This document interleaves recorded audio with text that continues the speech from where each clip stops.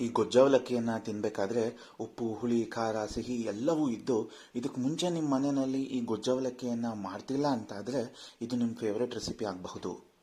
ನಮಸ್ಕಾರ ಎಲ್ಲರಿಗೂ. Kannada cook book YouTube ಚಾನೆಲ್ಗೆ ಸ್ವಾಗತ.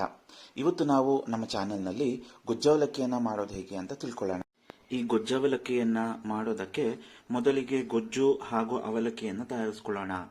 ಇದಕ್ಕೆ ಬೇಕಾಗಿರೋ ಸಾಮಗ್ರಿಗಳು: ಅವಲಕ್ಕಿ 1 ಬೌಲ್, 1 ಹಿಡಿಯಷ್ಟು ಹುಣಸೆ ಹಣ್ಣು, ಬೀಜ ಹಾಗೂ ನಾರು ತೆಗೆದು ಕ್ಲೀನ್ ಮಾಡಿಕೊಂಡಿದ್ದು, 1 ದೊಡ್ಡ ಟೇಬಲ್ ಸ್ಪೂನ್ ಬೆಲ್ಲ, 2 table spoon sambar powder, 1 table spoon ಖಾರದ ಪುಡಿ, 2 ಟೇಬಲ್ ಸ್ಪೂನ್ ಉಪ್ಪು. ಮೊದಲಿಗೆ ಜರಡಿ ಹಿಡಿದು ಕೇರಿ ಕ್ಲೀನ್ ಮಾಡಿದ ಅವಲಕ್ಕಿಯನ್ನ ಮಿಕ್ಸಿ ಜಾರಿಗೆ ಹಾಕಿ ತರಿತರಿಯಾಗಿ ಗ್ರೈಂಡ್ ಮಾಡಿಕೊಳ್ಳೋಣ. ತುಂಬಾ ಸಣ್ಣಗೆ ಮಾಡಿಕೊಳ್ಳೋದು ಬೇಡ. ಈಗ ಗೊಜ್ಜನ್ನ ರೆಡಿ ಮಾಡ್ಕೊಳ್ಳೋದಕ್ಕೆ ಮೊದಲು ಒಲೆ ಹಚ್ಚಿ ಅದರ ಮೇಲೆ ಒಂದು ದಪ್ಪ ತಳದ ಪಾತ್ರೆಯನ್ನಿಟ್ಟು ಅದಕ್ಕೆ ನೀರನ್ನು ಹಾಕಿ ಜೊತೆಗೆ ಹುಣಸೆ ಹಣ್ಣು ಬೆಲ್ಲ ಸೇರಿಸಿ ಸ್ವಲ್ಪ ಹೊತ್ತು ಕುದಿಸ್ಕೊಳ್ಳೋಣ. ಹೀಗೆ ಕುದಿಸ್ಕೊಂಡಿದ್ದನ್ನು ಶೋಧಿಸ್ಕೊಳ್ಳೋಣ. ಹೀಗೆ ಶೋಧಿಸ್ಕೊಂಡ ನಂತರ ಉಳಿದ ಹುಣಸೆ ಹಣ್ಣಿಗೆ 2 ಟೇಬಲ್ ಸ್ಪೂನ್ ನೀರನ್ನು ಸೇರಿಸಿಕೊಂಡು ಹುಣಸೆ ಹಣ್ಣಿನ ರಸವನ್ನು ಪೂರ್ತಿಯಾಗಿ ತೆಗೆದುಕೊಳ್ಬೇಕು. ಈಗ ಇದಕ್ಕೆ 1 ಟೇಬಲ್ ಸ್ಪೂನ್ ಉಪ್ಪು, ಎತ್ತಿಟ್ಟುಕೊಂಡ ಸಾಂಬಾರ್ ಪೌಡರ್, ಖಾರದ ಪುಡಿ ಎಲ್ಲವನ್ನ ಸೇರಿಸಿ ಪೂರ್ತಿಯಾಗಿ ಕಲಿಸ್ಕೊಳ್ಬೇಕಾಗತ್ತೆ. ಇವನ್ನೆಲ್ಲ ಸೇರಿಸಿ 1 ಗಂಟು ಇಲ್ಲದೆ ಕಲಿಸ್ಕೊಳ್ಬೇಕು. ನೆನಪಿಡಿ, ಗೊಜ್ಜು ಸ್ವಲ್ಪ ಬಿಸಿಯಾಗೇ ಇದೆ. ಇದೇ ಬಿಸಿಗೆ ಈ ಸಾರಿನ ಪುಡಿ ಖಾರದ ಪುಡಿ ಎಲ್ಲವೂ ಸೇರಿಸಬೇಕಾಗತ್ತೆ. ಈ ಹಂತದಲ್ಲಿ ನೀವು ಗೊಜ್ಜಿನ ರುಚಿಯನ್ನು ನೋಡಿಕೊಂಡು ನಿಮ್ಮ ರುಚಿಗೆ ಅನುಗುಣವಾಗಿ ಗೊಜ್ಜನ್ನು ಅಡ್ಜಸ್ಟ್ ಮಾಡ್ಕೊಳ್ಳಿ. ಈ ಹಂತದಲ್ಲೇ ಗೊಜ್ಜಿನ ರುಚಿ ಅವಲಂಬಿತವಾಗಿರುತ್ತೆ. ನಿಮಗೆ ಉಪ್ಪು ಬೇಕಂದ್ರೆ ಉಪ್ಪು ಸೇರಿಸ್ಕೊಳ್ಬಹುದು, ಖಾರ ಬೇಕಂದ್ರೆ ಖಾರದ ಪುಡಿಯನ್ನು ಸೇರಿಸ್ಕೊಳ್ಬಹುದು, ಅಥವಾ ಸಿಹಿ ಇನ್ನೂ ಬೇಕು ಅನಿಸಿದ್ರೆ ನೀವು ಬೆಲ್ಲವನ್ನು ಕೂಡ ಸೇರಿಸ್ಕೊಳ್ಬಹುದು. ಈಗ ಈ ಗೊಜ್ಜಿಗೆ ತರಿತರಿಯಾಗಿ ಪುಡಿ ಮಾಡಿಟ್ಟುಕೊಂಡ ಅವಲಕ್ಕಿಯನ್ನ ಒಮ್ಮೆ ತೊಳೆದು ತಕ್ಷಣವಾಗಿ ಗೊಜ್ಜಿನೊಳಗೆ ಸೇರಿಸ್ಕೊಳ್ಬೇಕು. ತುಂಬಾ ಹೊತ್ತು ಅವಲಕ್ಕಿಯನ್ನ ನೀರಿನಲ್ಲಿ ಬಿಡುವಂತಿಲ್ಲ. ಹಾಗೇನಾದರೂ ಅವಲಕ್ಕಿಯನ್ನ ತುಂಬಾ ಹೊತ್ತು ನೀರಿನಲ್ಲಿ ಬಿಟ್ಟರೆ ಅವಲಕ್ಕಿ ನೀರಿನಲ್ಲಿ ನೆನೆದು ಸಪ್ಪೆಯಾಗುತ್ತದೆ. ಅವಲಕ್ಕಿಯನ್ನು ತೊಳೆದು ನಂತರ ನಾವು ಅವಲಕ್ಕಿಯನ್ನ ಗೊಜ್ಜಿನ ಜೊತೆ ಸೇರಿಸಿಕೊಂಡು ಪೂರ್ತಿಯಾಗಿ ಕಲಿಸ್ಕೊಳ್ಳೋಣ. ಹೀಗೆ ಅವಲಕ್ಕಿಯನ್ನ ಗೊಜ್ಜಿಗೆ ಸೇರಿಸಿ ಪೂರ್ತಿಯಾಗಿ ಸ್ವಲ್ಪವೂ ಗಂಟಿಲ್ಲದಂತೆ ಅವಲಕ್ಕಿಯನ್ನ ಗೊಜ್ಜಿನೊಂದಿಗೆ ಕಲಿಸ್ಕೊಳ್ಬೇಕು. ಅವಲಕ್ಕಿಯನ್ನ ಹೀಗೆ ಗೊಜ್ಜಿನೊಂದಿಗೆ ಕಲಸಿ ನೆನೆಸೋದ್ರಿಂದ ಅವಲಕ್ಕಿ ಪೂರ್ತಿಯಾಗಿ ಗೊಜ್ಜನ್ನು ಹೀರಿಕೊಂಡು ರುಚಿಯಾಗಿರುತ್ತೆ.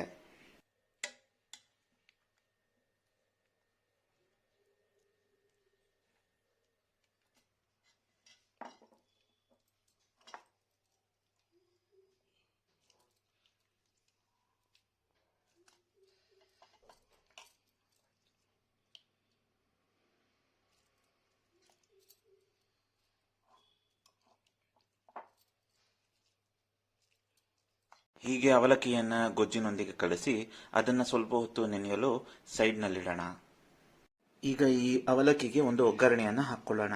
ಅದಕ್ಕೆ ಬೇಕಾಗಿರುವ ಸಾಮಗ್ರಿಗಳು: ನೆನೆಸಿಕೊಂಡ ಅವಲಕ್ಕಿ, ಅಡುಗೆ ಎಣ್ಣೆ 2 ಟೇಬಲ್ ಸ್ಪೂನ್, ಕಾಯಿ ತುರಿ ಅರ್ಧ ಕಪ್, ಒಣಮೆಣಸಿನಕಾಯಿ 3 ಕತ್ತರಿಸಿದ್ದು, ಕಡಲೆಬೇಳೆ ಹಾಗೂ ಉದ್ದಿನಬೇಳೆ 1 ಟೇಬಲ್ ಸ್ಪೂನ್, 1 ಹಿಡಿ ಕರಿಬೇವು, ಸಾಸಿವೆ 1 ಟೇಬಲ್ ಸ್ಪೂನ್, ಅರಿಶಿನ 1/4 ಟೀ ಸ್ಪೂನ್, ಬಿಳಿ ಎಳ್ಳು 2 ಟೇಬಲ್ ಸ್ಪೂನ್, ಕಡಲೆ ಬೀಜ ಅರ್ಧ ಬೌಲ್, ರುಚಿಗೆ ತಕ್ಕಷ್ಟು ಉಪ್ಪು, 1/4 ಟೀ ಸ್ಪೂನ್ ಇಂಗು. ಈಗ ಒಲೆ ಹಚ್ಚಿ ಅದರ ಮೇಲೆ ಒಂದು ದಪ್ಪ ತಳದ ಬಾಣಲೆಯನ್ನಿಟ್ಟು ಅದು ಬಿಸಿಯಾದ ನಂತರ ಬಾಣಲೆಗೆ ಬಿಳಿ ಎಳ್ಳನ್ನು ಸೇರಿಸಿಕೊಂಡು ಅದು ಸಿಡಿಯೋವರೆಗೆ ಹುರಿದುಕೊಳ್ಳೋಣ.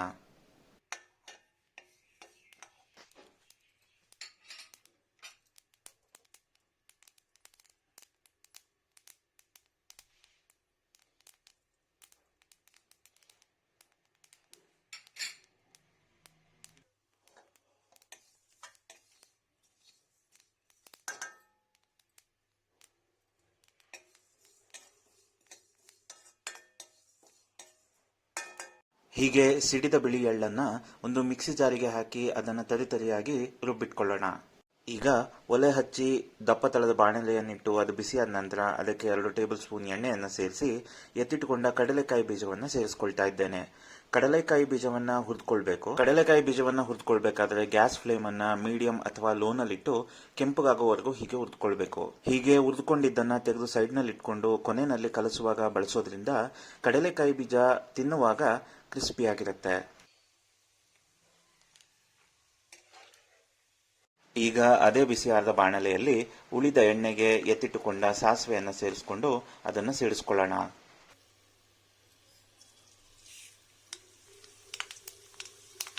ಸಾಸಿವೆ ಸಿಡಿದ ನಂತರ ಬಾಣಲೆಗೆ ಎತ್ತಿಟ್ಟುಕೊಂಡ ಕಡಲೆಬೇಳೆ ಹಾಗೂ ಉದ್ದಿನಬೇಳೆಯನ್ನು ಸೇರಿಸಿಕೊಂಡು ಅದು ಕಂದು ಬಣ್ಣ ಬರುವವರೆಗೆ ಹುರಿದುಕೊಂಡ ನಂತರ ಈಗ ಬಾಣಲೆಗೆ ಎತ್ತಿಟ್ಟುಕೊಂಡ ಕರಿಬೇವನ್ನು ಸೇರಿಸ್ಕೊಳ್ತಾ ಇದ್ದೇನೆ.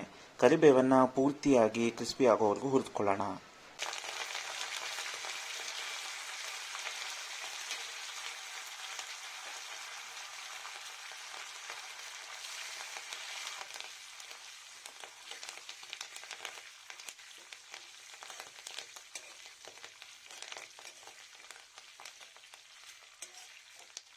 ಕರಿಬೇವಿನ ಸೊಪ್ಪನ್ನು ಪೂರ್ತಿಯಾಗಿ ಬಾಡಿಸ್ಕೊಂಡ ನಂತರ ಈಗ ಒಣಮೆಣಸಿನಕಾಯಿನ ಸೇರಿಸ್ಕೊಳ್ಳೋಣ.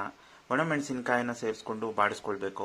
ಒಣಮೆಣಸಿನಕಾಯನ್ನ ಬಾಡಿಸ್ಕೊಂಡ ನಂತರ ಈಗ ಬಾಣಲೆಗೆ ಅರಿಶಿನ ಹಾಗೂ ಇಂಗುವನ್ನು ಸೇರಿಸ್ಕೊಳ್ಬೇಕು. ಇವೆರಡನ್ನ ಸೇರಿಸಿ ಪೂರ್ತಿಯಾಗಿ ಬಾಡಿಸ್ಕೊಳ್ಬೇಕು. ಇದನ್ನು ಬಾಡಿಸ್ಬೇಕಾದ್ರೆ ಘಮ್ ಎಂದು ಪರಿಮಳ ಬರುತ್ತೆ. ಹೀಗೆ ಹುರಿದುಕೊಂಡ ನಂತರ ಬಾಣಲೆಗೆ ಕಾಯಿ ತುರಿಯನ್ನು ಸೇರಿಸಿ ಸ್ವಲ್ಪ ಹೊತ್ತು ಬಾಡಿಸ್ಕೊಳ್ಳೋಣ.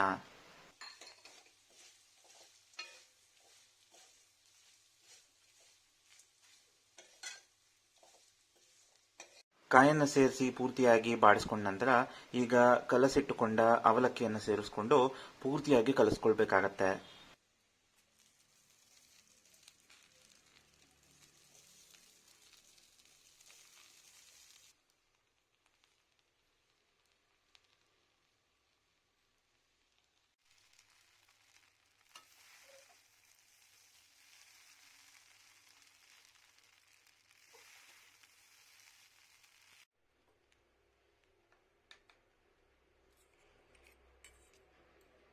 ಹೀಗೆ ಅವಲಕ್ಕಿಯನ್ನ ಕಲಸ್ಕೊಂಡ ನಂತರ ಪುಡಿ ಮಾಡಿಟ್ಕೊಂಡ ಎಳ್ಳಿನ ಪುಡಿ ಹಾಗೂ ಹುರಿದಿಟ್ಕೊಂಡ ಕಡಲೆಕಾಯಿ ಬೀಜವನ್ನು ಸೇರಿಸ್ಕೊಂಡು ಪೂರ್ತಿಯಾಗಿ ಕಲಸ್ಕೊಂಡ್ರೆ ರುಚಿ ರುಚಿಯಾದ ಗೊಜ್ಜು ಅವಲಕ್ಕಿ ತಿನ್ನಲು ಸಿದ್ಧ. ಇದೇ ತರಹದ ಟೇಸ್ಟಿ ರೆಸಿಪಿಗಳಿಗಾಗಿ Kannada cook book YouTube channel ಅನ್ನು ಸಬ್ಸ್ಕ್ರೈಬ್ ಮಾಡಿಕೊಳ್ಳಿ. ಈ ವಿಡಿಯೋವನ್ನು ನೋಡಿದ್ದಕ್ಕೆ ಧನ್ಯವಾದಗಳು.